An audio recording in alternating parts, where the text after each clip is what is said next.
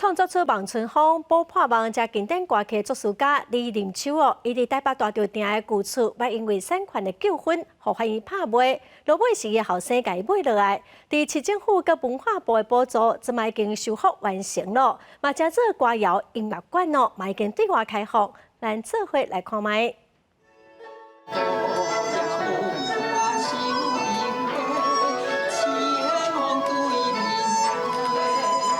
经典的歌谣《望春风》，这是台湾著名作词家李林秋的作品。政府甲李家子孙为2022年启动的李林秋故居修复工程，伫去年完成。经过内部准备，26以歌谣音乐做主题，号名林秋居重新开放。实现阮老爸在生的愿望，就用1楼做这个公共表演空间。台湾人踮咧李林跟林秋居。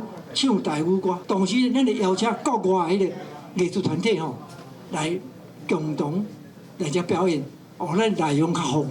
林秋居1楼规划做表演空间，2楼做电视空间，有侪李林秋在生的时使用的物品，也彰显李林秋创作的时惯时的深夜、烧酒、过来芳创作情景。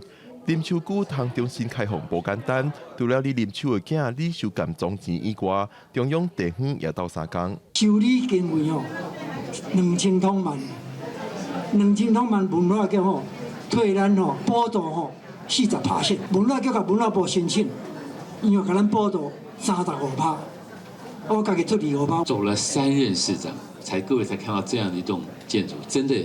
表示说，文化资产的东西是要花钱的。伫台北市大稻埕的李林秋故居，过去捌有复杂的产权纠纷，各面临法院拍卖。落尾是李秀甘以优先购买权买落来，所落来甲中央地方合作，进行总经费2000万的修复工程。即马林秋居开放，台北市文化局表示，会找台北流行音乐中心讨论，看安怎甲林秋居甲流行音乐结合，做伙推广。记者郭林玉凯台北报道。